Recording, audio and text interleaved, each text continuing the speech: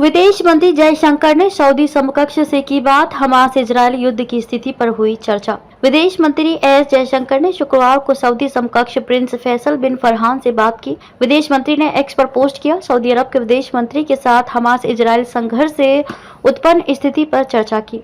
इससे 2 दिन पहले जयशंकर ने संयुक्त अरब अमीरात के विदेश मंत्री शेख अब्दुल्ला बिन जायद अल नहयान के साथ पश्चिम एशिया संकट पर चर्चा की थी।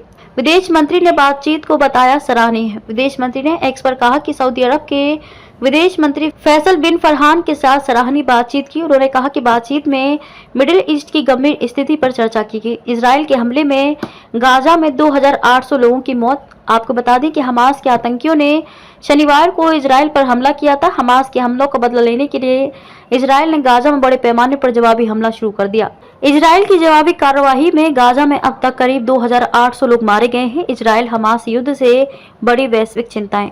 इजरायल और हमास के बीच युद्ध से वैश्विक चिंता बढ़ गई है। इसे लेकर कई देशों ने चिंता जताई है। जर्मनी, अमेरिका, फ्रांस और ब्रिटेन जैसे देश इस पर चिंता जताते हुए इसे रोकने पर जोर दिया है। विदेश मंत्रालय के प्रवक्ता अरिंदम बागची ने कहा कि अंतर्राष्ट्रीय मानवीय कानून का पालन करना एक सार्वभौमिक दायित्व है और आतंकवाद से लड़ना एक वैश्विक जिम्मेदारी है। पीएम मोदी ने इजरायल के पीएम से की थी बात।